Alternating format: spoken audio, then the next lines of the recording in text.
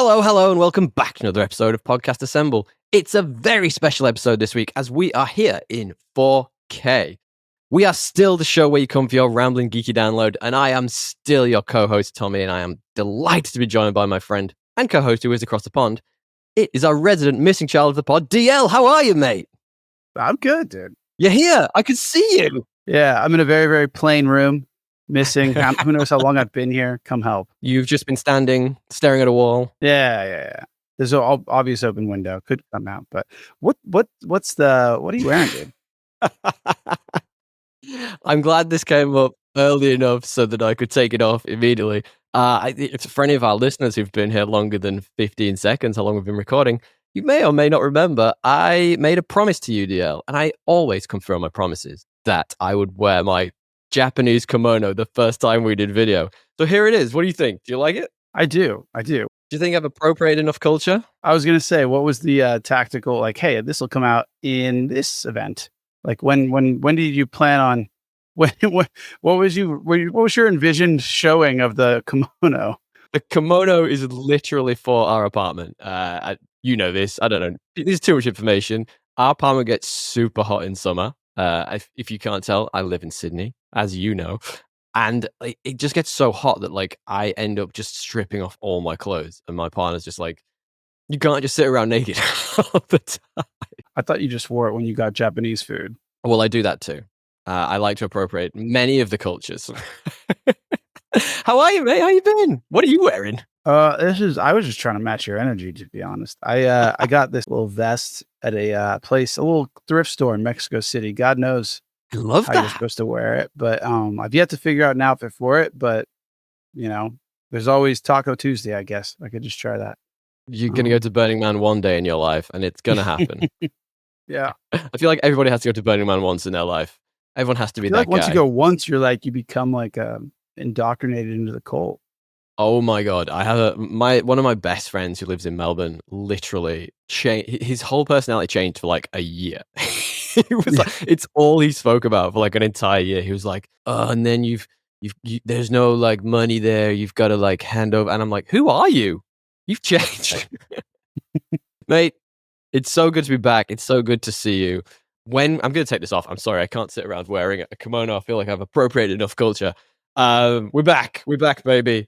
Mate, it was so good to see you in Europe. Yeah, that was actually not too long ago.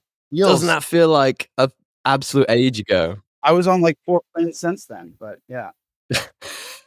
You've not sat still. Yeah, that was a great little trip. We were literally one with King's Landing, one with we know. Yeah, it was a good time, man. Great place. Highly recommend. You did the shame steps. We did do the shame steps. And I did bring a You got the cowbell. You promised me. We're living up to so many promises, dear listeners. If you are new to Podcast Assemble, please go back and check out some of our just audio episodes because there are so many promises that have been made and coming to fruition. We're delivering here. Right now, baby. The Game of Thrones tour, man. I'm so glad we managed to convince our partners to do it. I know we talked about whether it was going to be difficult, whether we could maybe just talk them around. They seemed pretty chill about doing it. I was expecting to get some pushback from my beautiful partner. Really? Yeah, I don't know why. It's bored by history, so she's like, maybe throw in some fake history. Yeah. That'd be perfect. Spice it up. Throw a little bit of spice it up with some lies.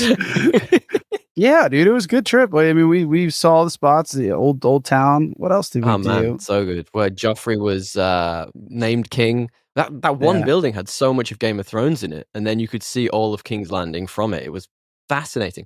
Our tour guide, though, loved her. Totally forgotten her name. She was insanely enthusiastic about Game of Thrones. It's not like you didn't. Yeah, I could have predicted that. You're running a tour. She was a full stan on the show. Yeah. Yeah. Did she say she actually made a cameo, or did she just get down to see the actual filming? I think she just saw it. Yeah, I think she was just there. Got to watch the filming. She was a full stand for it. It was good fun. She was, but it's so funny whenever we're like flicking through photos or we're showing people pictures of our trip, we always get to those pictures of us where she asked us to hold up like the flags from like the different houses, and we're like, my God, that was the most awkward moment. I wanted to jump off the top of King's Landing, dude. I know. I was in the Red Keep at the top, and I wanted to just like literally throw myself off like Full Tom and just step over the edge. just dude. What else is new? Man, that trip feels like a lifetime ago. We've been back for 2 weeks, and I've been you know, when you, like, get full cold dunked headfirst back into work? I'm just like, "Huh, I'm back. I'm here." Literally, we touched down on the Sunday. The Monday, I'd taken off to do, like, the shit you need to do when you get back. You need to buy groceries and do some washing and all that stuff just to get my head back in the game because the jet lag was pretty severe this one time. And I got a text off one of my colleagues who was like, "Hey, by the way, we have an event starting at 8 a.m. tomorrow. Do you think you should come in for this?" I was like, "Yeah, of course I have to come in for this. My customers are there." So literally, I didn't get any downtime. I was full prepping all day for this bloody event. And like head first, cold water. I was like, "Haha, I'm back, guys. I'm here. Hello." Yeah. I looked awful. So many people were like, "Oh, how's the jet lag?" I'm like, "Are you trying to tell me something? Are you trying to tell me I look tired?" It's just part of the gig. And you haven't stopped moving either, have you? No, I've been doing a bunch of reading because I've been on plane all the time. So I Ooh. do that a bit. Well, Yeah. when we get to what you've been up to, I have some reading things to talk about. Something that I Okay. was reading while we were away that you've been wanting to talk to me about for a while and may or may not be Yeah. somewhere in this little region right behind me here if you're one of our video listeners. I noticed as soon as you got videos, you like look all nice now. Well, Why not? Why would I need I to don't look know. nice when it's just audio? It's I noticed you haven't worn your serial killer glasses. well, to be honest, I rarely wear those even when we do pod. That's But it's true. only when I'm not trying to like stay awake after, because like I don't want to have Okay, this, okay. the blue light or whatever. And Totally. right now, I'll take all the blue light. Just give it into me Just through give the it to me. eyes because I'm a bit tired. Just put it Inject it right into in. my veins.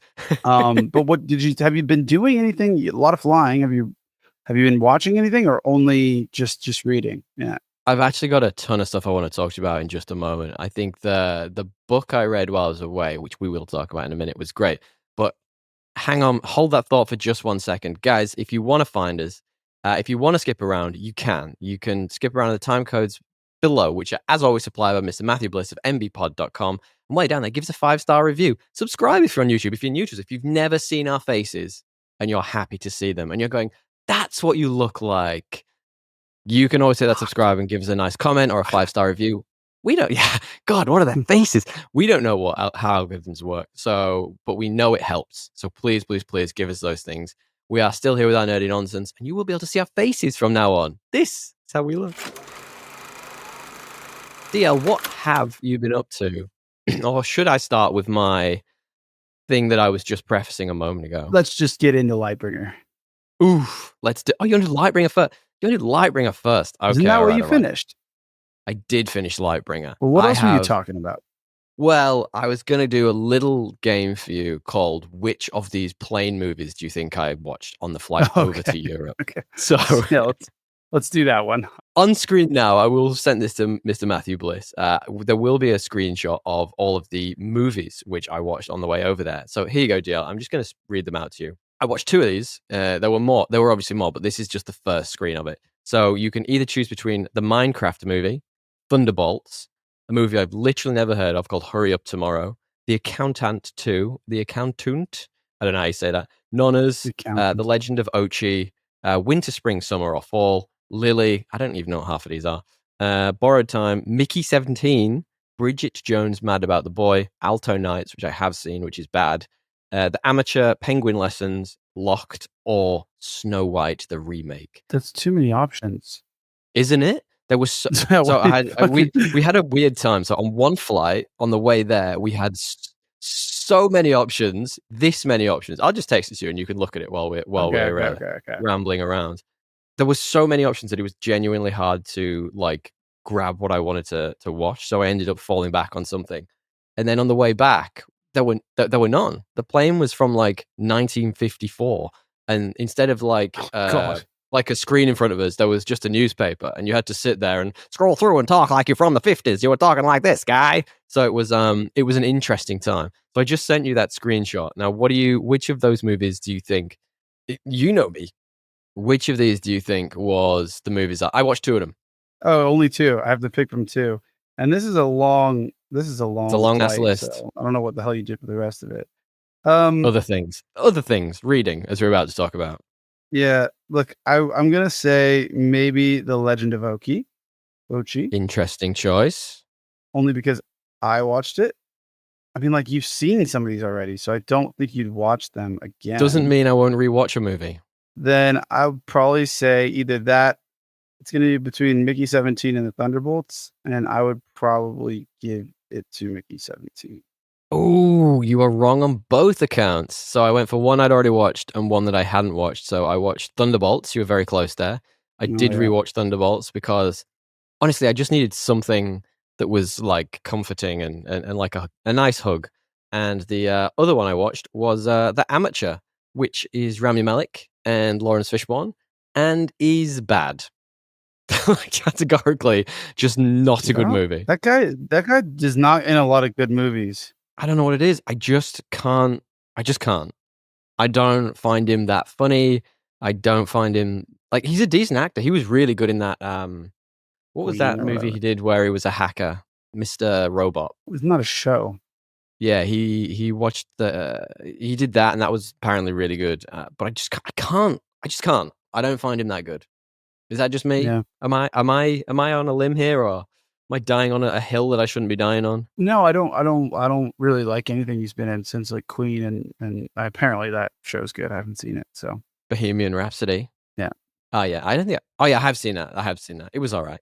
My favorite story about that film is very, very much that was supposed we've talked about this a million times. Sacha Baron Cohen was originally gonna do that film. He was signed up to do the film, and then he had a meeting with Queen, and Queen were like, Brian May, et cetera, all of the band. They were like, "So the first half of the movie is the Freddie Mercury story, and then the second half of the movie is everything after Freddie Mercury."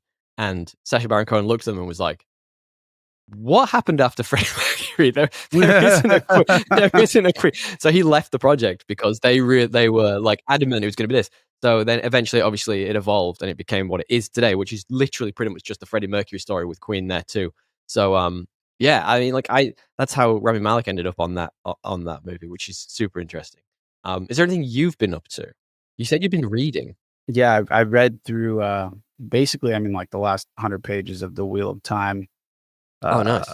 Oh yeah, you were reading that. I just was I reading it on our holiday? I just started it, maybe. You just started. You were like 50 Yeah. pages in. Yeah, I got through a cheeky 700 something. It's a tome, man. That's a big ass book. Yeah, it's a big book. The It's a big book. Bab. The BAB, baby. And it's very, Lord of I the don't know why I said that. Rings-esque. Yeah, right. I'll take it. I I'm just ignored delirious it. this morning. It's like 7 AM. Yeah, you just skated past that weirdness. Just like yada yada yada. To be fair, Lightbringer is a Bab. Yeah, it is. It is. But like those books read faster than this one. Oh, so right. This one's a traditional fantasy for sure. It's a lot. It reminds me of a lot of Lord of the Rings in a great way. Okay. Like, Okay. but I wonder, you going from like it's like a more modern Lord of the Rings. It takes a lot from it. It modernizes it, does it? It gives it like a different perspective. It's just not as like clearly written in Interesting. whenever Lord of the Rings was written. Like that. It's kind of like tamer. Everything's a bit more. They're singing songs. I don't know. It's just tonally it feels a bit more updated.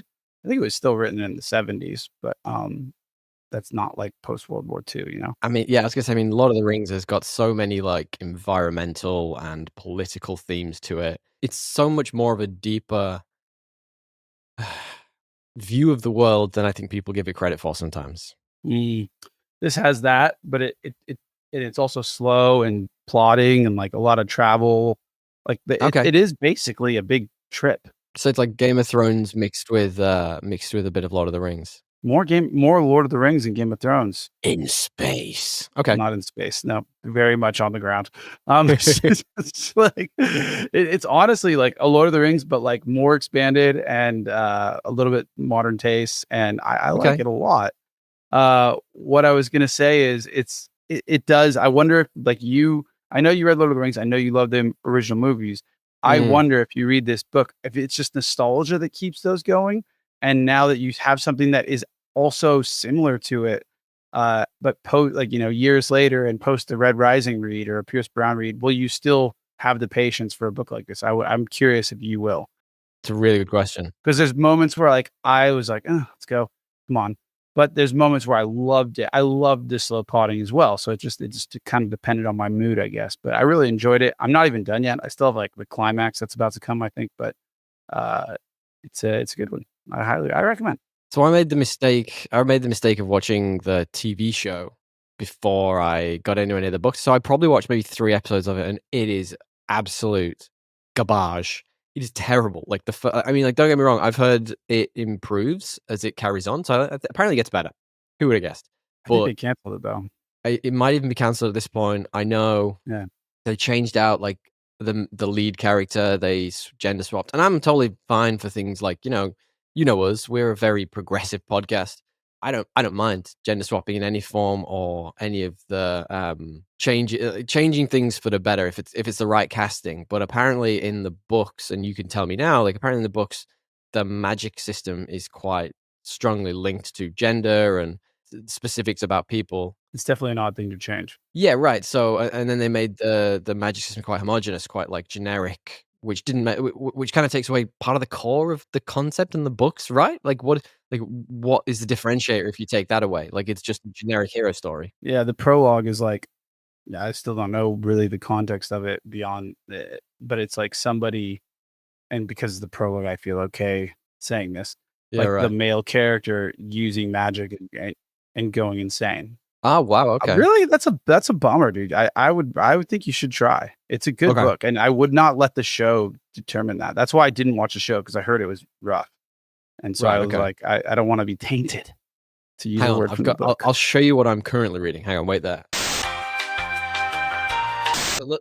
Little show and tell. This is what I'm currently reading. Empire of Silence. I'm never going to pronounce his last name right. Christopher Ruccio. There you go. That's the best I can do. I'm probably 10 chapters in, maybe more, maybe 12. It's real slow start, man. Real fucking slow start. Like it's good. Like I'm sort of enjoying it so far. And apparently, like the series is really awesome, but it is really cranking that dial to get it started. I'm not in yet, and I think part of the problem I've had is I haven't had a lot of time to just sit and read. So I've done a bit of like audio booking. Mhm. I don't like the guy's voice doing the audiobook, so it's really why it's Problem. getting me real hard. Yeah, I know. That's a big problem when that happens. I keep taking little notes, like I'm stealing from everyone's habits, but I'm taking Mm. like little notes of stuff that I want to bring into my own writing, little bits of like description. Some of his descriptions of stuff are fantastic. He does like amazing, quite deep descriptions, to the point where it goes a bit over. Like, so there's a chapter which is predominantly description, and I'm like, I really like this. You're doing like a fantastic job in building the lore and a backstory, but at the same time, I'm like, could this have been like 5 sentences? You know what I mean? Instead of a full chapter. Totally. It's good, but so like the Wheel of Time. Sorry, going back to your original point, like you'd recommend? Yeah, I think you should try and read it, man. I wouldn't let the show, especially if you love Lord of the Rings, which you do, because it is like such an ode, and it does it adds elements. Yeah, Yeah, okay, interesting. I don't want the show to have ruined it for me, but 3 episodes in, you can't have gotten that far, dude. uh, Especially if uh, they switch the character gender, like it's you'll be fine. they changed a lot of it. I'll probably come around to it at some point. I think I've got a lot of good book recommendations going for it in a minute. I've got a couple of books I also want to read first, but I'll put it on the list. Thank you for the recommendation. Talking of books, shall we talk about Lightbringer? I know you've been itching to do this for a long time. I know you've been itching. You're like an addict. You're like, please just talk to me about this goddamn book. Did you? How do you feel about your prediction? Which one? Because I made a lot of weird ones as we were reading and going through At it. one point, you were just like, you had just finished Dark Age, and you said, I'm going to stop right now and tell anyone that is about to hear us talk to stop. If you want, honestly, just stop. If you haven't read Red Rising, do not stop. Do not listen, because like I want you to read it unspoiled. So you've had your warning. And for anyone who's new to this show, we are a little obsessed with this Red Rising series. It's Good series, a man. modern. If you don't know by now, feel free to skip around. As I said, there's time codes in the description. You'll know to do this, but skip around there. It's a modern sci-fi fantasy. It's phenomenal. It's incredibly well written. It's got a great dynamic energy to it. It flows incredibly quickly. It grabs you and drags you along with it. The original trilogy is, to me, it's probably one of the best trilogies I've read in many, many years. And then it flows into another, well, it's a quadrilogy now, right? Like it's going to be 4 books, and I don't even know it what that just means. picks it up and it drags you with it, and it's great. And it's something that I've never really experienced while reading this sort of. It's almost like a sprint to the finish line, but every chapter. It's crazy. It's an awesome book, and What was my prediction? you said, I really think that Cassius is going to have to kill Lysander. Yes. Yeah. Yes. And I was like, keep reading. Like the amount of willpower it took to not, Spoiler. yeah, was up there. Yeah. Yeah. I mean, look, I would love to go back and get the receipts on this. Yeah, you could play it. and just play them all here and just be like, bad, bad, bad, bad, bad. Well, this one was just more so timely because it's like, you know, it's a very painful part of the book was that ending. It is, look, so again, spoiled for anyone. If you don't want to be spoiled for this, please jump out now. But jump around, jump forward. Listen to our review of Weapons. We have the time codes, you know. Go skip along. Yeah.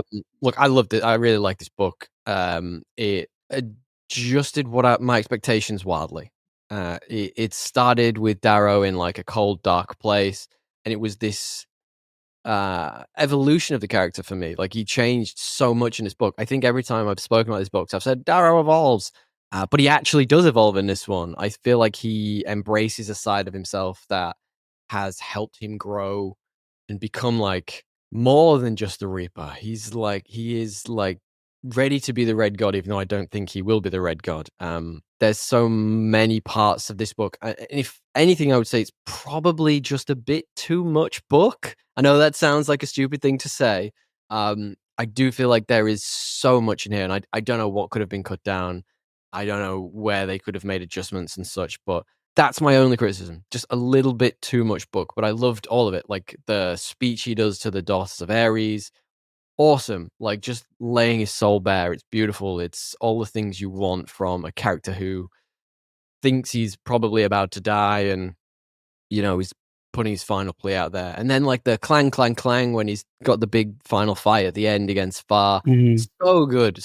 And like that's showing this character just evolving and becoming more like old Darrow would have just been too quick at it and just chopped his head straight off type thing. You know what I mean? Like he wouldn't have brought to the game what he needed in this sense. And it was just awesome, man. I had such a good time reading it. My book fell to pieces as I was reading it. It was great. Like finally, like 4 chapters fell out, and I had to like carry them around with me and then sort of like flick around. I took so many notes, things that I enjoyed in this.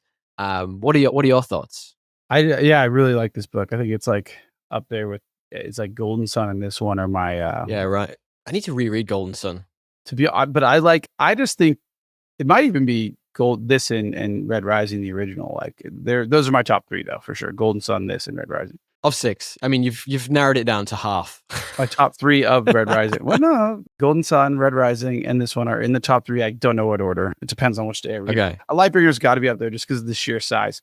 Yeah, I really like it. I think it's there's like one part that I liked it a lot more than Dark Age because I hated a lot of the storyline in Dark Age with like the Queen of Thorns. I didn't like the Abomination. It was like a big part of that book is the Abomination, and it just didn't land for me.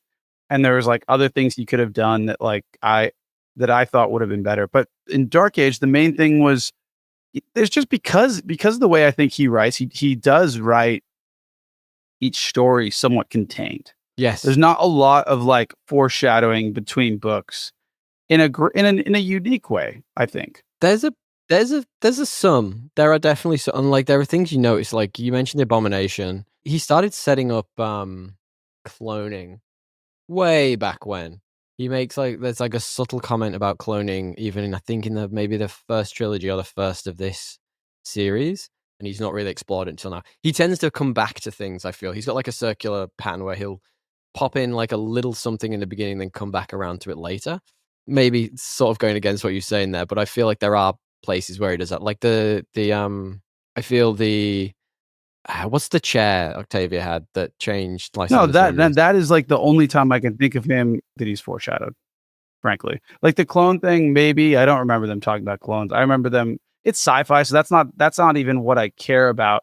It's like I'm totally fine with the cloning aspect. It's more like the idea that I think if he was going to do that, he should have seeded that more with tendencies that Jackal did or the things in Mm, that mm, storyline when he was mhm. alive. Yeah, agreed. But it's clear that he's come up with this later. I think a bit of a retcon, which Right. I don't mind it. Anyway, we're not even talking about Lightbringer. What I like about Lightbringer is everything feels really earned because it almost feels like 2 books, and it does feel like he did quite a bit of planning for most of that storyline, except for the Daughters of Ares. That feels like they just pull it out of You think? Okay, interesting. thin air a Interesting. No, bit for me. it does But sound a little bit like, tacked on. I agree, and I was talking to a friend of the show, Kyle, about this in the background. I think you were very busy, and there's, I was like, I just need to vent feelings about this book." And I think one of the things that he mentioned that I think you've maybe said before is that a lot of this book got rewritten, and I feel yeah, like there were some plot lines and storylines that he's either nipped in the bud very quickly or sort of just eased away from because maybe they don't quite thematically work with where he was going or what he wants for the end of this series. And one of them is what you just mentioned around the abomination, which I find, which is such a weird. Like it didn't. I think I said this to you when we were talking about that the second book, Dark Age. It didn't make sense really to me. I was a bit like, this is the one part that I've been a bit like, what, why? And the other one that I feel like got nibbed in the bud very quickly in this was the the thing. Lyria's Yeah, thing, whatever that whatever it thing was. was. Yeah, Yeah, the thing that crawled inside her nose, whatever the fuck it is. yeah. He Um, clearly was. I wonder if he's commented on that. I wonder too. I don't know. I don't know, Dre. I don't know. What he did really well is the Cassius Darrow Severo Yes. relationships, Yes, yes, and yes, yes, like yes, yes, yes. the just like the full circle for Cassius and everything that goes there. The fact that like Cassius would never make any other choice other than to go. I feel like he almost does Cassius' story arc better than Darrow's sometimes. It's like Cassius would have never made any other choice but to go back and try and save Lysander or help him True. make a better decision. Because the whole point of Cassius making the choice to side with Darrow and the whole that was like everyone deserves a second chance because he needs to believe that for himself. And he And for Lysander. definitely and for his own brother who he lost, like because that's what Lysander represents to him is that second Yeah. chance. And so I just love it's a beautiful ending when he gets murked because you still at the end You lose him twice. I'm like, you don't why? yeah you Why? still at the end, you don't know if he could have killed him or he didn't. I think he didn't. I think he could have killed him, but he Well, didn't. I'm pretty sure. everybody gets to make I their know. I'm yeah right, Dre. I got the yeah no, yeah. It's really beautifully written. I think in terms of Cassius as a character, like that whole, like what you're saying here, the whole redemption arc and how he learned to accept Darrow, even though he murdered his brother, Darrow, as you like to say, as a brother, even though he killed his brother, is just fabulous. It's such nice. It's such beautiful writing, and the slow burn of it. Like he comes back and he saves Darrow, and then they spend all this time together. It's just really well written, well, and he and becomes like his coach. They coach each yeah, other. yeah, it's It's like great. and he becomes his like his ringside coach, which is like what do they call him? His swordsman or something, razor master. What do you think of the I loved new that whole fighting bit. stance? Did you? Okay, I felt it Yeah, was very. It was very like becoming one with the force, or like like I almost feel like that could have been saved for the finale. Like if you could imagine like the fight with Lysander at the end where he's got the whatever it is, what's the cognition thing he has? well, that's what he's clearly doing though. He's leading I up to know, that. but like he's leading up to it, great. But like, could you imagine he slips into this at the last minute, remembering Cassius and all the things he's lost and etc. And that's how he Well, he's gonna beats go the guy Super who can Saiyan, dude. see the That's future. Yeah, No, he's gonna go Super Saiyan. I think it would feel a bit cheap if he just like found it right then. Like Cassius helped him find this thing, and now he's gonna perfect it. I think, I like that idea. and It's nice. I would also argue that I think what Darrow has found with whatever it's called, something of the minds. The I forget, willow like something, yeah, the the wind breath of the of the mines or minds. something. Yeah. Yeah, I think it's basically the equivalent of Lysander's mind's eye. and he's just Yeah, discovered it on his own. And I think that that will be the thing that, like, because Lysander is not at peace with himself, you know, that's he won't be interesting. at Yeah, peace with himself. He won't be able to find the mind's eye the same way that A, because of the memory thing, I think we're gonna find out, and I do B, think so too. I was going to say that.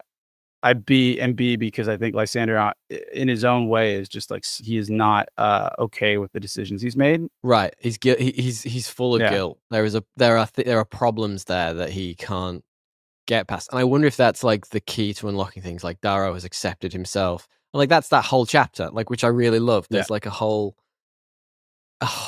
section about him just accepting who he is and who like, the different sides of his personality coming together, and it's something that we've not seen specifically explored, which I really like, and it's different, and I like that Pierce is trying new things, you know? Well, I think it landed. Whatever he did with Darrow, he came out feeling more mature. Agreed, agreed. I think it was that time at the beginning where he was kinda sidelined. It was really nice. Yeah. I did have a question for you, actually, and I was thinking about this. I like Okay, I would really like this book to end with, and I feel like the series may, in some respects, it's got to have like a big final battle. It's got to be one, like like a lot's got to happen in the final chapters. But like, I'd love like an ending, like almost like the Battle of Hogwarts. Think about it that way, where everyone kind of gets their tit for tat. Like how Molly gets Bellatrix. Spoilers for Harry Potter, I guess, as well. Maybe Molly gets Bellatrix, and then like there's a bit where Voldemort's fighting three of the strongest, but manages to just about defeat them. Who gets who is what I'm trying to ask you. Like, I feel like a lot of people have a claim to Lysander. Diomedes certainly does. You would hope that Darrow does as well, but like, there's other people as well. Like, obviously Ajax, which I felt Ajax dying was a bit of a. It felt a little bit empty because he obviously just. It felt like an almost like a fridging. It felt like an empty way to give Lysander more means or desire to kill everyone. I don't know if it was empty. I didn't mind it. I think that he's gonna miss Ajax like next book by doing that. Meaning like he is gonna feel the like I don't know who the villains are. Is it Atlantia and Lysander? Who the hell else is there? Like Well, there's Atlantis crew. There's a Polynesius. oh, what I forgot about Apollonius. Yeah, Yeah, and then that is there's fair. yeah. Actually, we have he'll just take center stage because he hasn't been very big in up until Lightbringer. To be fair, Who was who died? Atlas died in this one. Atlas was yeah, Alice died. Alice was a good character. sneakily becoming one of my favorite characters. Yeah, he was a good character. He was a little OP though. He was a little OP. What do you mean? As in, it just felt like he knew everything and could do everything and could beat anyone and etc. etc. I was Well, like, he's like special ops, you know? yeah, he was great. I tell you what the book did miss. Sorry, I interrupted you there. The book definitely missed Ephraim. That little bit of levity, that little bit of like a different perspective when you've got all these characters who are so dour and so like I think that's what Cassius Lysander kind of is replaced. Cassius was yeah, but fucking hilarious this whole he book. wasn't a Like, POV. He wasn't a POV. yeah, that's fair. That's fair. You were saying about the one-on-ones. Who do you think's going to take out who? Who do you think's got Apollonesius? I'm saying it wrong. Apple Boy. Good question, man. Victor's gonna fuck somebody up. Oh, she's got to. I can't wait to see that. Who's she going to take down? Or maybe Then she died. There's almost more. Yeah, I definitely think maybe a Severo or a Victra could die. There's like Sever can't come out of this like unscathed. there's almost too many good guys to bad guys ratio, in terms of the big names. Well, I just think that Severus you can't I guess he did lose his son that he never met. But Yeah. I feel like he's as much as he said he like made the choice to follow his family, like he's basically followed Dara every step of the way, and that's okay. But like there's got to be a cost. I think Pax will probably kill Lysander. Lysander? I think I've always said that. I think that, Or he'll be central to how Lysander dies. yeah, I do still maintain I think Darrow needs to die at the end of this series. And I'm not just saying that lightly. I think and I'm not being flippant about it. I think one, to close the series and stop anyone ever being like, you could write more because Darrow's still alive. I think he kind of needs to kill him in a sense to sort of close this chapter off completely. But also I think it offers the opportunity for the war to end. So I can't remember if I was talking with you or Friendster Kyle about this, but my perspective of it is that he brought the war, and only without him can the war end. It's a kind of like a give and take in the universe, because whenever he's alive or there will be, you know, those who resent him and hate him for bringing the war in the first place. So I feel like in him dying, you can finally heal almost. You know what I mean? It's like that sort of Yeah, no, that's that sort of totally fair. trajectory. I think it's just like clear he's gonna die because the title, but But he might be resurrected in 3 days. I think it was pretty clear that he was gonna die like as soon as he fucking burned that motherfucker. And like there's certain actions he took where I was like, event like the arc will be redemption, but the arc will be like understanding that his comeuppance is due or whatever. What do you Comeuppance, yeah. comeuppance Yeah. is Again, due. it is due. And that's all I can really predict. The rest, I mean, Diomedes deserves to kill some motherfucker. He's a gangster. That guy's so cool. I think it'll be Atlantia actually, because Atlantia represents, or Apollonius, one of those two, because they kind of represent all that is wrong in gold. Like, you know, they're like Agreed. the epitome of like the best, but also like the worst of gold. Yeah, agree. 100% agree. So he represents like what the gold should be. So like I reckon he fucking murks one of those two. Do you know what? Do you know who Diomedes reminds me of? I couldn't stop thinking this because I don't recall him ever having like a proper action scene in the books. Like I don't think he has. And forgive me if I'm wrong, or like call me out. Now there's one scene where he like just murks a bunch of people in Iron Gold. In Lightbringer, there is a bit when they catch up to him and he's like covered in blood and he's just murdered a bunch of people, but like you never see it. You never like. I don't feel like, and like you know what he reminds me of? He reminds me of. Do you remember that Simpsons episode where the triads are fighting outside the Simpsons house and there's the one guy in the white suit just standing there, and he's like, Homer's like, but he's about to do something. He's been saying that the whole time. That's what he reminds me of. I'm like, I just can't wait for like the energy to just get unleashed. He's like a coiled spring. I can't wait for it to just like power onto the stage. Oh yeah, he's gonna murk some people. In general, you know, Lightbringer, like I say, maybe just too much book, but I really like the direction it's gone. There's so many things that could have taken me out of it, but didn't. It was like really beautifully written. Cassius' character just like helping Darrow heal. Beautiful. Highly recommend. Like we've said this so many times. If you guys haven't thought about reading Red Rising, if you like any of the things we've been talking about, sci-fi, fantasy, world building, it's just delicious. Go and check it out. I think I'm going to talk about friend of the show Luke in a moment. I've told you this before, but I gave the first one to friend of the show Luke. He's not a big reader, a little bit like myself. Like I try and read as much as I can, but struggle for time.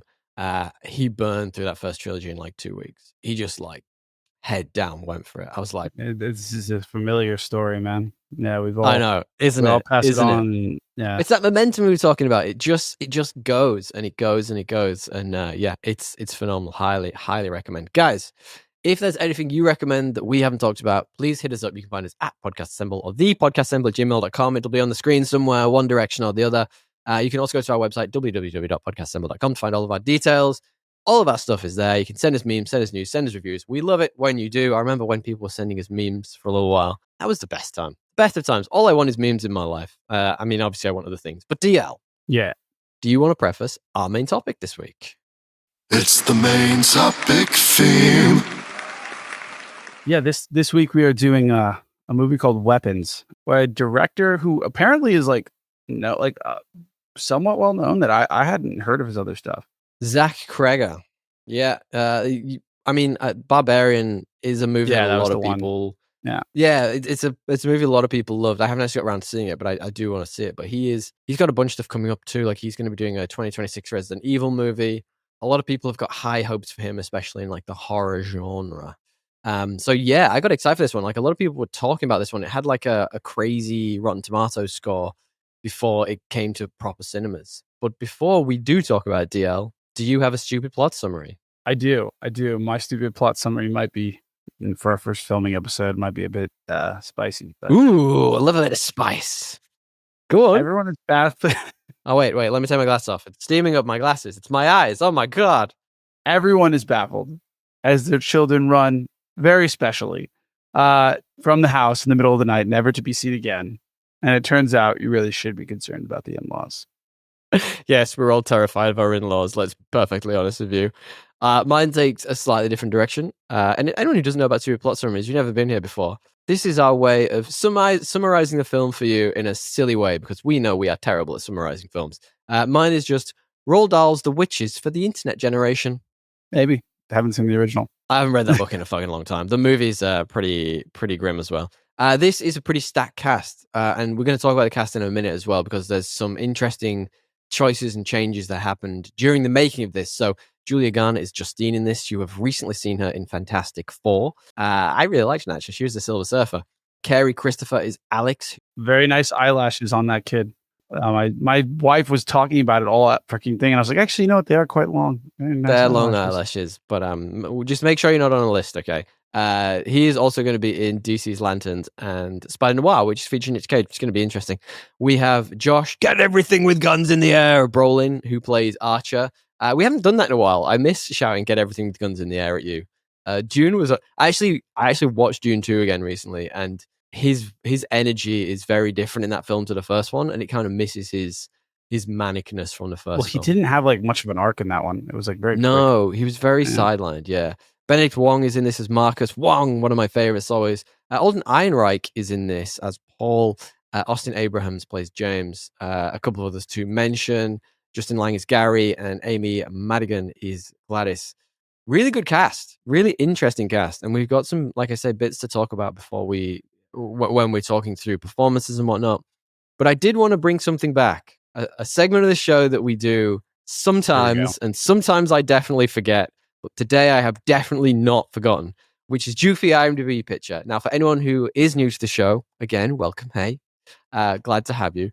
We are not making fun of people's faces in Goofy IMDb Picture. We are effectively saying, I mean, sometimes we are. Sure. Whatever you need to tell yourself, sleep at night. Most of the time, we are absolutely not. But this is where we look through the IMDb pictures of the people in a movie, and we say, like, this is your introduction to the world in many cases. Like, why is this the picture you chose? And the goofier the better, the stupider the better. So we have a real contender this week, DL. Just reminding you of our current champion, who will be flashing up on screen as we're talking. So this, as you well know, DL, is Jacques-Yves Dorges, who I've definitely said wrong, but is again from The Substance, and he plays a stakeholder, so one of the dudes at the end of the film. And the challenger this week, DL. Now he plays frantic parent. Now, which again, phenomenal role, phenomenal naming role for this guy. I think you're gonna really like this one. This is Hurley Paul, which. Hurley Paul, I'm sending it to you right now. Please chuck it up on screen, Mr. Matthew Bliss. Is wonderful.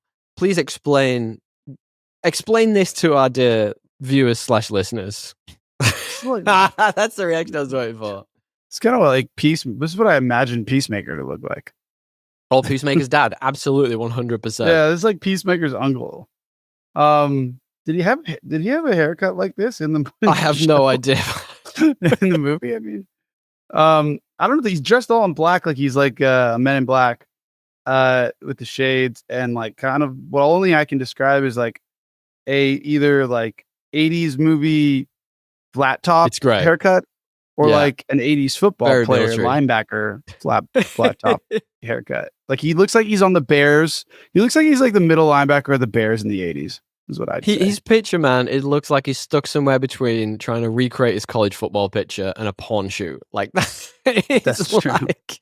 Yeah, this looks like his IMDb porn headshot for sure. Yes, it does, and it's also like almost full body.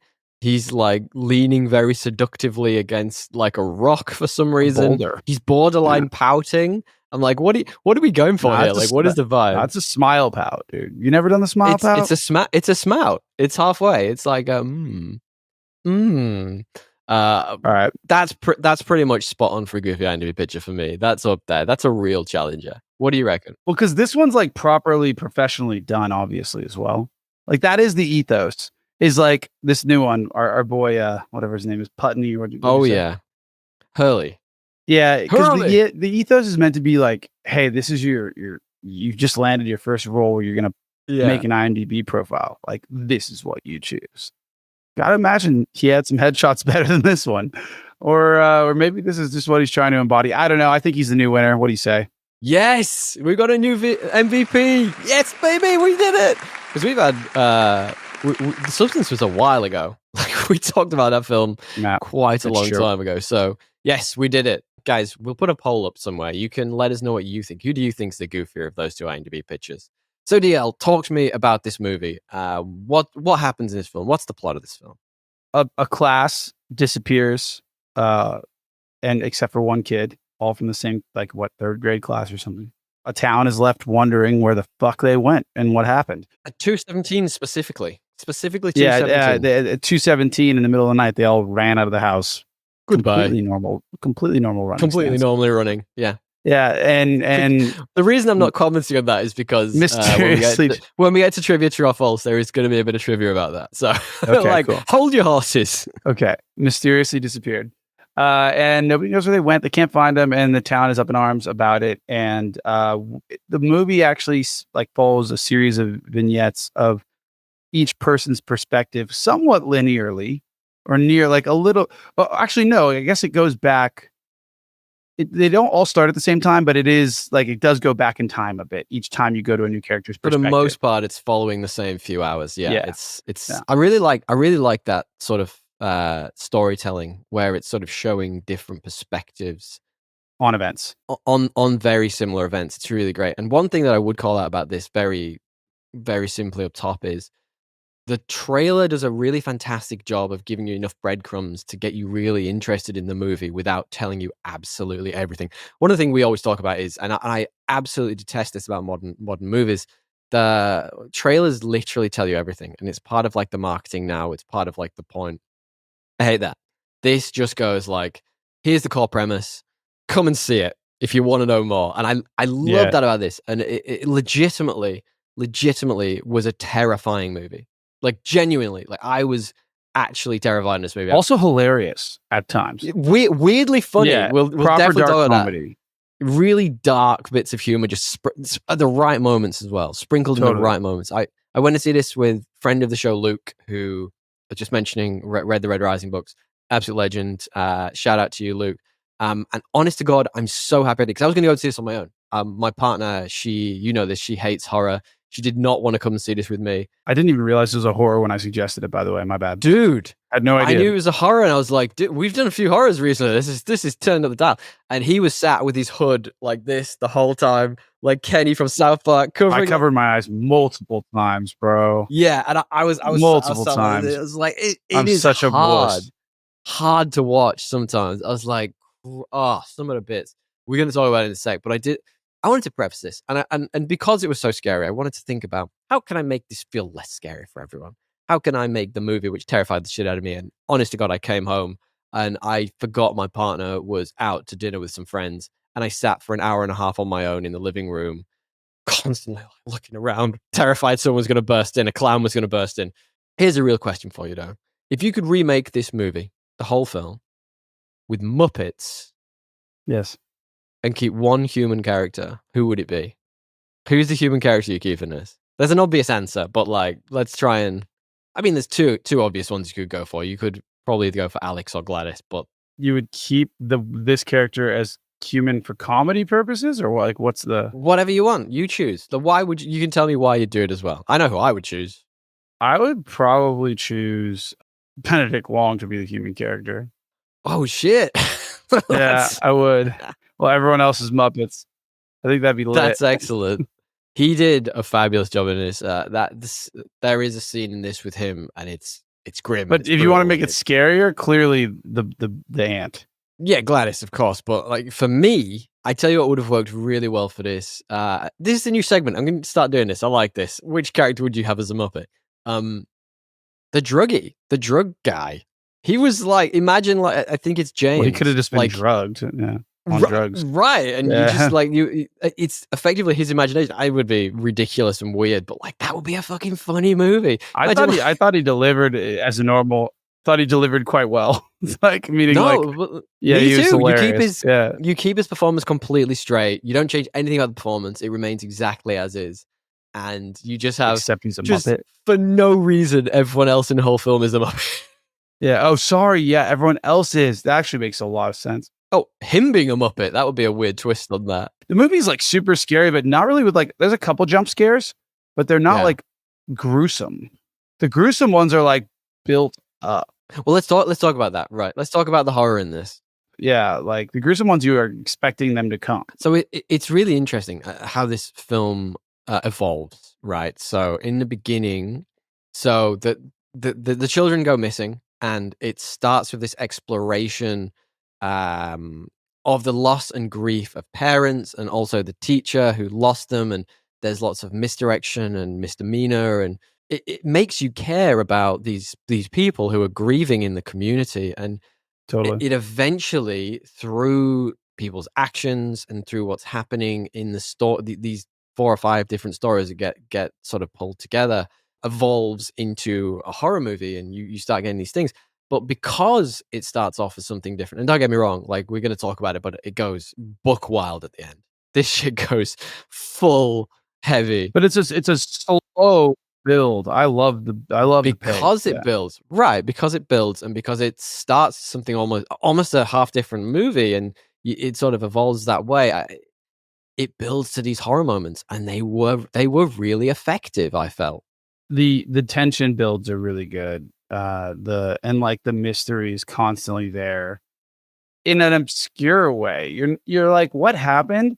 But you're also like, what is going on regardless of what happened? You know, like there's an Right, element right. of that as well. And I think it's like scary enough at moments, but also quite slow in its build up, and what it like chooses to reveal when really brings the tension higher and higher. And Mm, I thought the pacing was awesome. I thought the acting was great, and each of these characters, like, I was fun spending that little, like, I don't know, half hour with them or whatever we got. yeah, I Um, liked them all. I thought they were all really interesting and well created. like there was no one that I was like, I was like bummed about being with.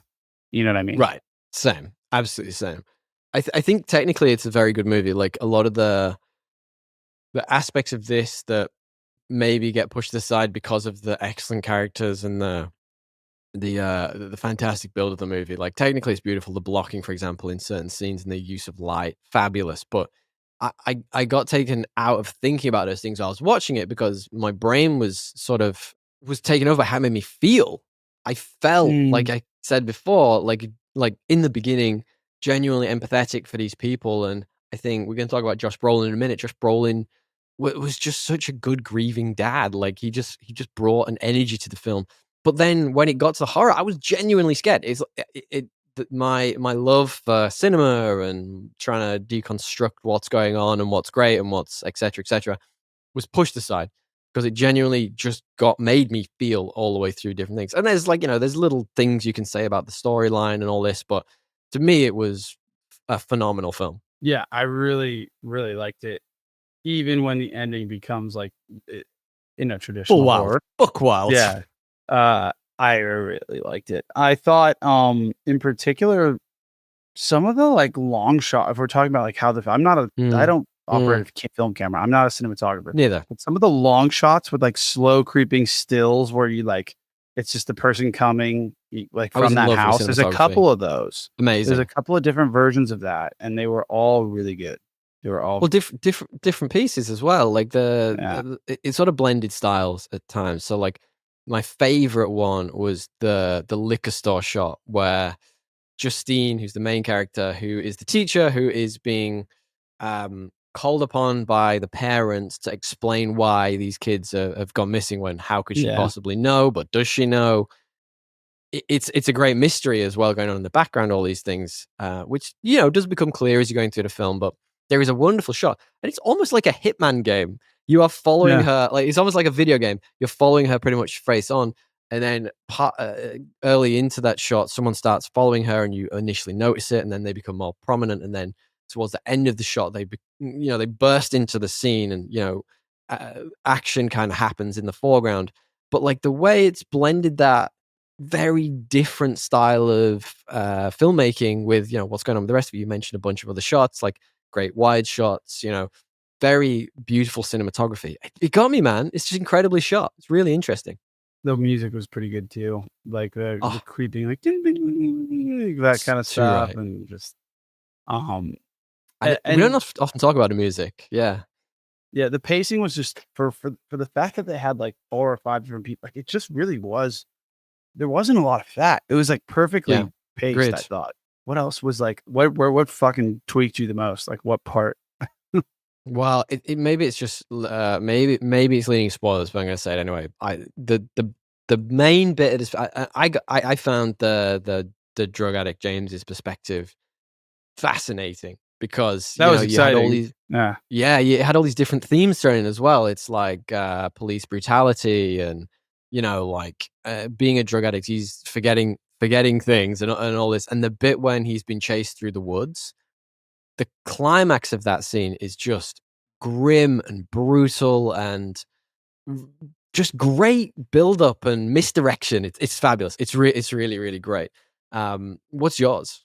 I think probably the whole sequence of him going into the house I was tweaking. Who's him? As in the James, James. the drug addict Yeah, guy. Yeah. James.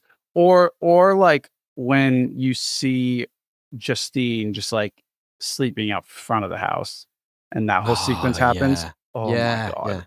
I think the quieter moments are almost better than the big scare moments at times. Which is real. I mean, we've talked about this before. I personally, I'm not a jump scare guy. They don't normally freak me out. Like I'm just like, all right, I get it. Yeah, whatever. But in this, I think the psychological horror was so strong that it lent real gravitas to those scenes, and it was really well done. One of the interesting things about this film, and I was reading this before, literally just before we started recording, this was a script highly in demand, and you can see why. Like it's so well, like the storyline is it could apply to a lot of people. I can see why a lot of people would be interested in seeing this film. It crosses demographics, and the director attached clearly has a big future ahead of him. Deadline Hollywood was reporting that a bunch of different studios were trying to get this. So Universal, Netflix, Sony, TriStar. Apparently, Netflix wanted to pay more for the movie up front, but it wasn't necessarily guaranteed a theatrical release. So that's why they went with what they did. And you can see why, right? Like you can see why this needs to be seen in cinema. Yeah, this is a movie you want to see in the theater. Like you want to be scared. Yeah, it's so layered. So much psychological horror, so much visceral horror. You mentioned the jokes before as well. There's a lot of them and they're pretty There's a good. lot of jokes. Yeah, and they take you off guard. And no, it takes you off guard and it settles you. You know, this is a Yeah. movie that for as scary as it is terrifying. Like the tension at points is like really palpable. But I was laughing just as much as I was covering, almost as much as I was covering even sometimes at the ridiculousness of like some like Agreed. when Benedict's going full Wong. Yeah. I'll just say it like that. Like I was just like, what, dude? What is happening? Yeah. I tell you what really worked in it for me, and you've mentioned it already, it was the structure of the film. And I think all the things you're talking to, without that structure, it's a different movie. If it's more linear than it is, you don't get the slow build and the slow creep. And because you've seen from a different perspective one of the things Bits how and it's happened. pieces, So yeah. the witch painted on the car, perfect example. It becomes like this slow creep, and as you're learning it, it makes other things scarier. So I thought it was just so well directed and so well delivered.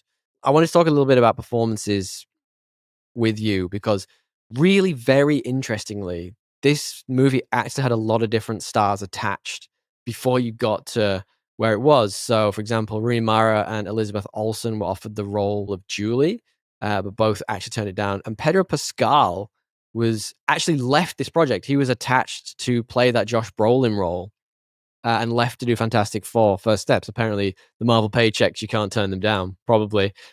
This is a different movie with Pedro Pascal. I think he's great. Like, he is a little oversaturated for me right now. I think if he was in this, it would have been too much, dude. It would have been way too much. He needs to chill out. I like him a lot. And it's powerful to say that he is everywhere and I still like him that much because he's probably just as much everywhere as Ryan Reynolds was for that bit of time. He And I was needs a so break. over I was so over Reynolds and I could still see him, but I don't want him in this movie. He's now too big. No. He's now like Yeah. Brolin's just big enough, but also just not in as much shit. He's very picky, I would think. I think Brolin does a great job of choosing his roles. Yeah, he really does. And like Pedro would have drawn away from the like everything going. I mean, I'm sure he still would have been good, but I think I agree. Like, look, he's in The Last of Us. We've talked about it before. He's great in The Last of Us. He plays effectively, literally a grieving father who's evolving in a new world, and he's great in that. He's phenomenal. I just think Brolin has a different energy to him. The aggression he brings to this, and that sort of like upfront anger, it works better with this film, I think, personally. Yeah, fair, totally fair. I did like Julia Garner in this as well.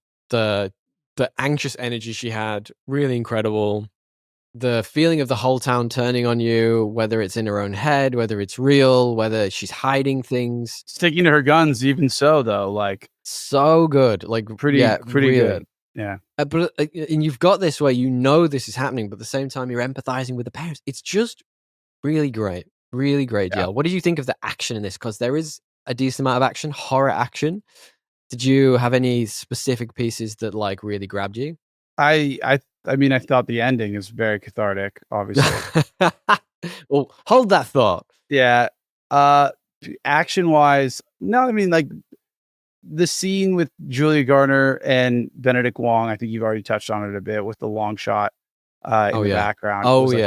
Was really good. Oh, that's actually a different one. You're thinking of a different one. I was thinking of the one where she's in the liquor store and it's Paul's wife who's just following her. Oh yeah. That's also both work. Good. Both make sense. Yeah, both make sense in that. Yeah, that scene is visceral, man. There's a lot to that scene where Wong is sort of just approaching in the background, coming in like this. Yeah, like doing the run. We're gonna talk about that. We're gonna talk about that. I do think part of the comedy in this is that they like not a lot of like when crazy shit happens in horror movies, you as the viewer are like, what the fuck? I think even Josh Brolin says after he has this crazy dream that like something happens in it that's like really cooked all of a sudden. And he wakes up just like, what the fuck? He follows his son into another house. Yeah, it's literally that. He's like literally like wakes up like, what the fuck? And you're just like, literally. Thank you. Right. Like, thank you for doing, because like I was scared and then that like gave me instant relief. And I think this movie does that a lot with a bit of the stuff. Like when one of the, people is in that state and they just keep getting thrown around. Back it's and weird, forth, isn't it? It's weird. It's like the comedy element of that too is quite good. Like I do think they laugh at it a bit to draw you out of the horror, which is like I appreciate. Also distracts as well, and it makes other things scarier almost. Yeah, where I'm just like the whole movie, like Completely agree. All right, we're getting very close to spoilers now. Should we just wrap up with a little bit of tones and themes? What were your key themes for this movie? I mean, there's a ton. There's like a trillion. Don't let the in-laws in. Well, I mean, you can almost look at it from two perspectives, like the beginning or the end. So the beginning, you're sort of talking about like isolation, harassment, persecution, almost redemption in a way. Like there's a lot of things going on with that Julie character that could make him his own movie almost. Yeah. Mourning, all the things. And then you flip onto the second half of the movie where you start to learn what's going on and the protection, different elements. Nurture, exactly. Yeah, all those things. So it's a deep movie, I would say. Look, if you're new here, what we do now is we like to do a thing we like to call 3 best and 3 worst. We don't always get to 3, but it's 3 reasons why you might want to watch this film and 3 reasons why you might not want to watch this film. Pre-spoilers, so just top level. Bish bash bosh. Don't know why I've never said that in my entire life. 3 things you might like and 3 things you might not like. DL, 3 reasons you might want to avoid this movie, 3 reasons why you might want to see it. What are your 3 best? I think the length and the pacing. It's got a really, because we haven't talked about it, I'm going to throw this in. The child actor is really good. Mate, we should have talked about him. He's fantastic. Yeah, we didn't talk about him at all. He's the one kid left. And so everybody's wondering, Alex, what the fuck happened to all your fucking What you do? Classmates, what you do, boy? Bro? Where did they go, dude? Did those eyelashes envelop them? Yeah, nobody farts that bad. Everybody would leave at once. Like, geez, dude, where did they go? It's a terrible joke. I don't know. But like, seriously, what would you say to that kid? Like, dude, you're the only one left. Like, come on, bud. The reveal of that kid's story is great as well. That's the final part of this. It is. He's really good. And then the other thing would be just it's the tension builds are Agreed. earned. They're earned. Agreed. Very much so. I think mine are. I had Josh Brolin as well. I think he plays like so many different roles in this film. Grieving father, angry parent, action star at some point. Yeah, Like he does a lot in this, and it's really strong, really, really strong. And he plays well against Julia Garner, who I also think is fabulous in this. You mentioned the sound design. I really like that, and I didn't bring it up intentionally to sort of say it here. I think it doesn't reinvent the wheel in any sense, but it does things really, really well, like the use of silence, building up to a point where you just snap out of it. The Josh Brolin come out of his dream sequence, beautifully done. Awesome, fantastic, really well directed. We've talked about the cinematography. Like you say, I know never sit behind a camera, but I know good cinematography when I see it, and I know what I like. And this is it. This has so many. It's diverse as well. There's so much that happens in it. There's so many different types of things that happen to just keep you engaged and keep you looking over their shoulder. Like, what's that? Is that Wong in the background again? You know what I mean? Like, there's always new things to keep you engaged, and it's fabulous. Do you have any worsts? No, dude, I don't. I really like the movie. It's a tough one. I really liked it too. I would say the final reveals. Yeah, it was. We're going to talk about it in just a second when we get spoilers, but it was all right. It was all right. I thought it was good. I thought it was good. Yeah. The mystery is never as good as you want it to be. You know? Agreed. My one nitpick is they're really ineffective police. So ineffective. Like, completely pointless. Based off of the ending of the review, like of where the kids are. They're just not very effective. Yeah, was what I would say. Or try just harder like, in any way. There's just a little bit of you have to suspend your disbelief that like they could get away with this. Yeah. You know what? I'm gonna go with that too. I think the police, like we were gonna talk about it in a sec, but the police go round to the house and don't suspect or think, and like we're gonna jump into spoilers, but yeah, I completely agree. The police could have been way more effective in this. You need to make it like a smaller town for me to believe that they would be this ineffective. You know what I mean? Right. It's still a pretty big town, like by all. Yeah, it's not like they had a big supermarket. Yeah, medium town. Plenty of boot shops. Yeah, I completely agree with that. Okay, let's talk a little bit about the current critical reception for this. Can you guess for me, DL, the current IMDb score? I saw it. I think it's 7.8. It is 7.8. Good one. You nailed it after seeing it. Okay, cool. Couple more. Can you guess for me the current Rotten Tomatoes score? A 92. 94. That is serious. I mean, when it came out, it was like 100% of Rotten Tomatoes for ages, and then obviously user scores started coming in. So, but like 94 is real solid. Pretty good. Can you then guess for me finally the Letterboxd score, which is always 3.6 but never 3.6? 4. 3.8.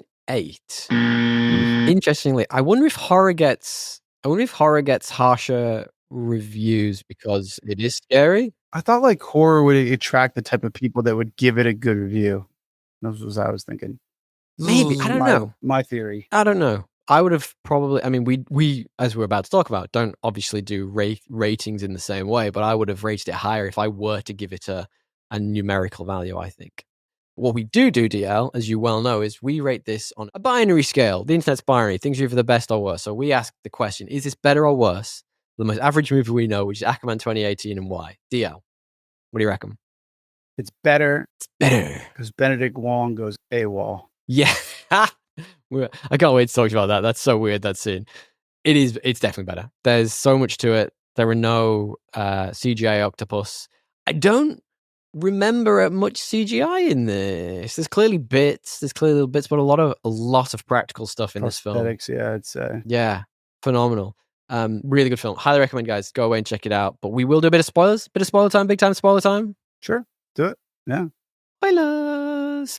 So like we were talking about, the film, it cycles through different characters. It starts with Julie. It then goes to get everything with guns in the air. It then goes to Paul, who's an ex-boyfriend of Julie, but a cop. And then it goes to the drug addict James, who he was chasing. Highlight of the movie. might be him. Probably my favorite part of the film. That's Yeah. phenomenal.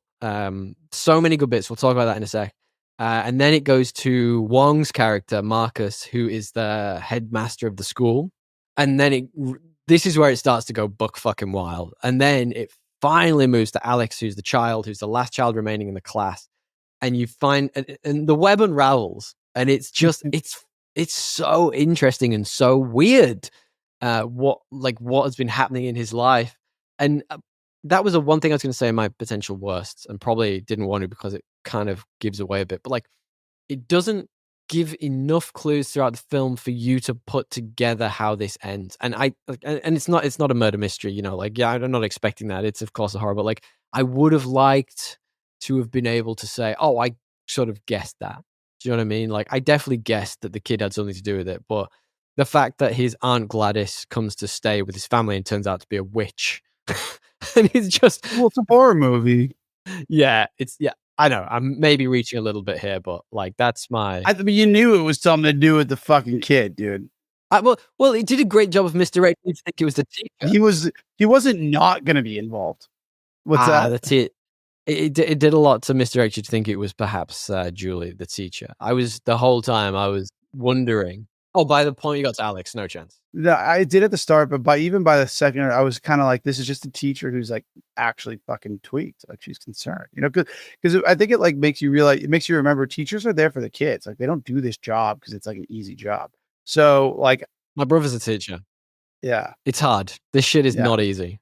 So yeah. I get your point, but I kind of love the buildup because you're more and more like, okay, it's definitely this kid, something to do with him. What's going on? Well, it's not this kid, but it's something to do with him. Because you go to this house, it's boarded up. He goes in, there's like the parents are just, you see something weird going on, like they're just sitting. And you've seen bits of that through the film, though. Yeah. You have seen little bits of that. Like you have seen the mom, but you didn't know it was the mom, and you've seen like through the house is all papered up at one point, and you see through the window. Really interestingly done. Yeah. So the twist effectively is that Aunt Gladys, quotation marks, is, I don't know if she's the actual aunt. I didn't really know one way or the other. There's no way some aunt I haven't met in decades is staying at my house. Yes. Ever after watching this movie. She has come around and it's ruined family for me forever, and has possessed, let's say, the mom and dad and other people, and she uses like blood magic. Yeah, the way I perceived this was she was sucking their life force out. She was like taking their soul effectively. She was, I mean, that's definitely like, it was like a way for her to keep alive when she was super sick, tapping into like some satanic soul. Sucking out their souls. But something to do with this weird plant that she grows that also like she cuts herself in with a blood sacrifice. She's a witch. Like, it's not really. She's a witch. You get it. You need like items from the other person, but I didn't quite get that because like you only needed some. Yeah, you need hair or something of them. But how did she get Wong to just go wild?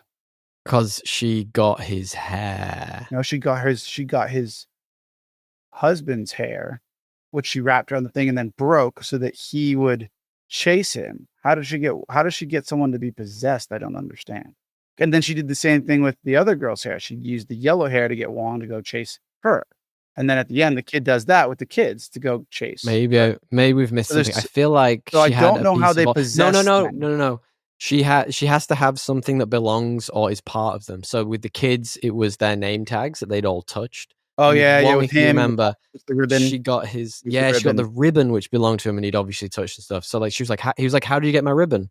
So so like, she needs to have. So like, the way. So basically, she is trying to get enough people to keep her life force going, keep her alive, basically, right? Like, she's clearly like disintegrating in front of us, and she gets Alex to steal something from all the kids. And there's that great scene where he's looking at them all, going like, "Oh, what can I steal? What can I steal?" Yeah, and it's really obvious, all their name tags. So he takes all the name tags, and that's how she. And the 217, effectively, the twist is that's the time when she possesses them all with the dark magic, and they all run out the house.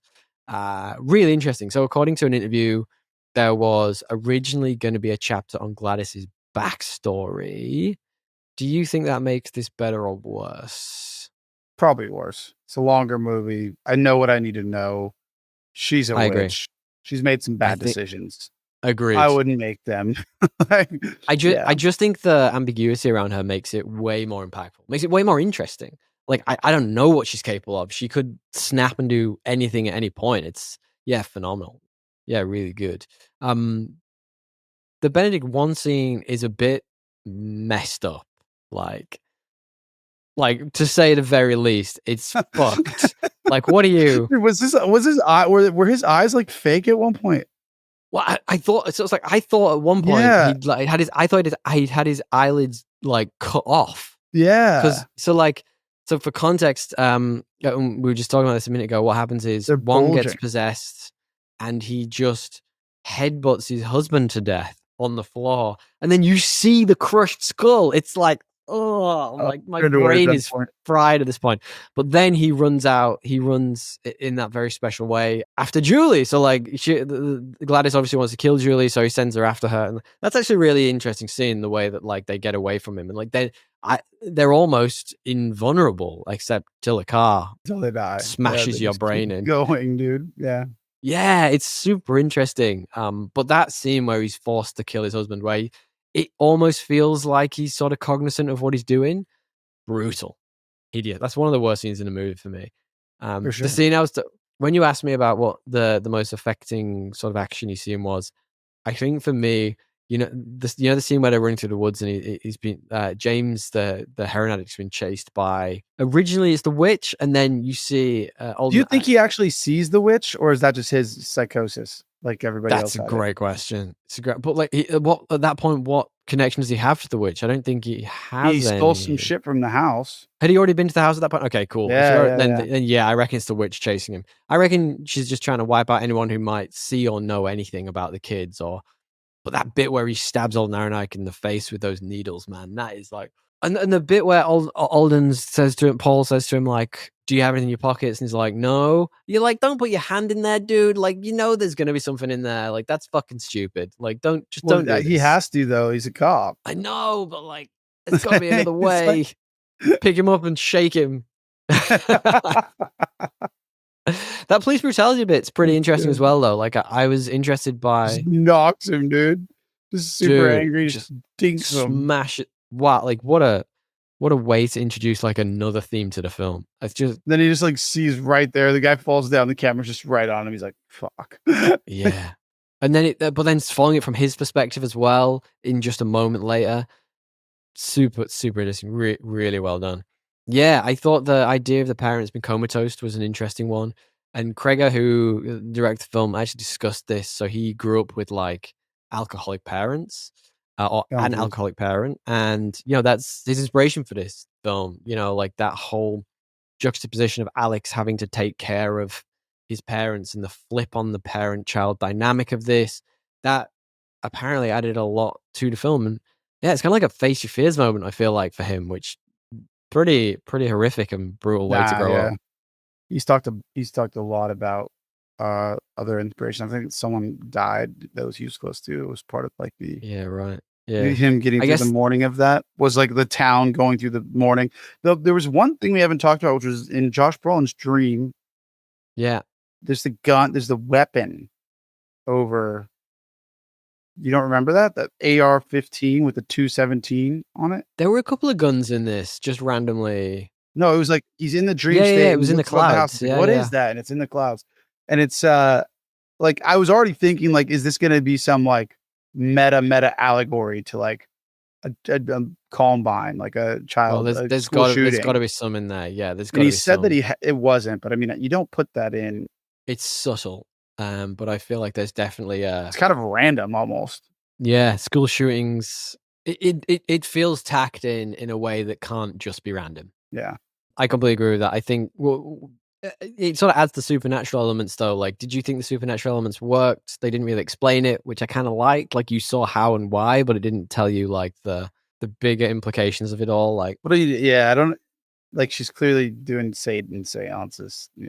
That's Satan seances. That sounds like an app. That sounds like an app for bored housewives. There's fun. Ouija Satan board seances included. Yeah. I think the finale of this, then, to wrap things up, is effectively there is a big showdown in the house. where Josh Brolin, whose name I still don't remember, and Julie arrive to Archer. That's it. Lana rock up to the house, and shit goes wild. Effectively, they break the kids out. The parents get broken out of their state. Paul and James, who are both at this point comatose, get murdered or killed effectively in the struggle, and then it just goes batshit crazy, and the kids chase. Alex uses the blood magic to make the kids chase the witch and basically rip her into tiny pieces. And I had a question for you about this. Like, it was so glorious.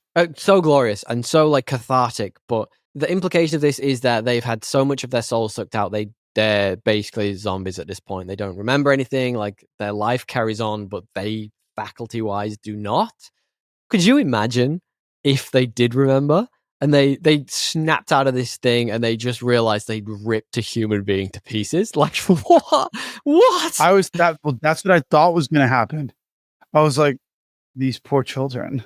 Me too. I was like, oh my God, what if they... But I'm glad they didn't go there. That's like a Simpsons episode. I think that happens in one of the episodes where the kids are all... I think they tear the bee guy to pieces. It must be one of the Halloween episodes. Must be. Yeah. The implication there being they would be horribly scarred, right? Horribly I scarred. mean, they already are with this whole thing, apparently. What about the whole beginning where it's like, this is a true story? What are they doing? Is what are they doing there? Yeah, is it? Definitely not. I wonder if that's I wonder if that's a play on the trope of things saying it's a true story when it's clearly not. Yeah. Must be. Do you have anything else to say about the movie? Any final thoughts? Not really, man. Not really. I liked it. I would say if you like horror movies, watch it. If you're iffy on horror movies, watch it because it's kind of like a dark comedy. Horror movies? Like them, horror movies. Hurry. If you don't like it, you still might like it. But like if you don't like horror movies, you still might like it. But you maybe go in knowing we're not big horror movie guys. There is enough to this film, I think, that will keep you engaged, entertained, and it is it's phenomenal. Like, it is scary. Don't like if you are not 100% a horror person, like my partner, she couldn't have watched this. She would have walked out. Like, if you're that person, don't do it. But if you don't mind a bit of horror, like, this is phenomenally created and a beautiful film. Let's do trivia, true or false. Let's spin that wheel, DL. Ding, ding, ding, ding. This is how we like to wrap up the show. We do trivia, true or false, and I give Drey some IMDb trivia, which may or may not be real. Who knows? It's on there, and it says it's true, just like this movie says it's based on real events. And Drey has to guess whether it is true or if it is false. DL, trivia true, trivia false. To further capitalize on the themes of this movie, some movie theaters only listed showtimes as 2:17. Same time, the children vanish. Is that true or is that false? That'd be pretty confusing. I'm gonna say false. It's actually true. Some theaters, I think, for the opening days, just showed it at 2:17, which is wild. It's cool though. It's an interesting little marketing tactic. Movie theaters aren't making enough money. You cannot compromise yourself that way. I don't know how well this did at the box office. I should have checked that beforehand. But it's certainly interesting bit of marketing, if not very effective for selling tickets. Okay, trivia true, trivia false. This is the one we're building up to. This is the big one. So that's 1 to you, by the way. You got the first one right. Nice. Zach Cregger's screenplay reveals the inspiration behind the way the kids run, that curious body posture where they have their arms behind them, as being his love of the TV show Naruto, where they run like that. You'll have seen that in the media. They do.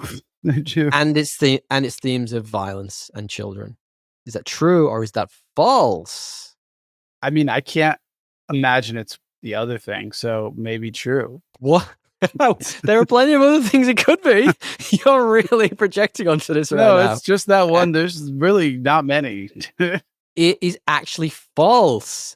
They set to run like the naked Vietnamese girl who's covered in napalm from the iconic photo is the award-winning image, The Terror of War. You remember that picture where she's running away from the explosion. It's grim. No, don't. Just no. That's 1 of 2. Okay, you're not doing too badly. Trivia true, trivia false, DL. For the film's visual style, Zach Cregger was inspired by Denis Villeneuve's film Prisoners. Is that true or is that false? I think there's some similarities. I'm gonna say true. It is true. He cited it in a Letterboxd interview, saying the cinematography in Prisoners is gorgeous. He praised the washed out, somber, cloudy, rainy look of the film. I think that's super interesting. Okay, finally, final piece of trivia, true or false, DL. You're wrapping up. You're two for three here. You're doing good. You're doing real good here. You're at 66%. Let's see if we can get it up to 75.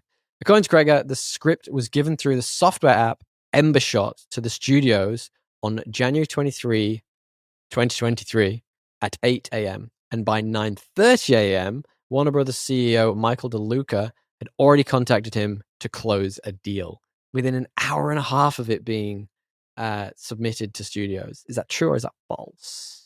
According to IMDb. It's true. They said there was a battle. I'm assuming there was. It is true. It's pretty cool for this guy. Right. It's clearly a director who is in demand and a script that captured a lot of people. Phenomenal. Really love it. And I love that, you know, what we were just talking about, Denis Villeneuve. If he is your inspiration, like it's doing something pretty good. You know what I mean? And that is trivia, true trivia, false DL. You got 75% this week. 3 out of 4. I'm pretty sure I was 2 out of 2, but that's not bad. I'll give myself a higher grade. You called the Naturo run, and I was making shit up for you. So ultimately, for a horror movie, which we're obviously not usually the biggest fans of, this captured me in a way that I wasn't expected to. It was really fantastic. I would absolutely recommend going and checking away this film, DL. Do you want to wrap up the show this week? Of course, man. Thanks everybody for listening. If you got this far, give us I'm a watching. review. If you didn't, I guess watching. You get to see my boring old face in my boring old room. A big thank you to Matthew Bliss for editing and mastering this week's video episode. As always. If you'd like Matt to be part of your podcasting team, get in touch on business@mbpod.com or head to mbpod.com to hear more about his services. If you want to hear his own work, he's got a pod. He's got a new pod. Oh, does he? Is it not Coffee with a Podcast? He has a new pod. Coffee with the Podcaster is evolving. What is his new podcast called? I'm just going to find it for you. His new podcast is called Rethink. That's RE:think podcasting. And it is a diverse set of podcasts introducing different people, different interviewees to talk about the podcasting world. Things we should listen to, because who knows? We're still here somehow after nearly 200 episodes. It's almost our 5th anniversary, DL. It's coming up, baby. It's coming up real fast. But yeah, go check out Rethinking Podcasting with Matt Bliss. I interrupted you. You've lost your chain of thought, clearly. Yeah, if you want to hear that, though, check it out. Thought pieces, all that good stuff. I think that's all I got, man. Sayonara. Tally ho. Thank you all for sticking with it. We appreciate you. And toodaloo. Tally ho. Yeah.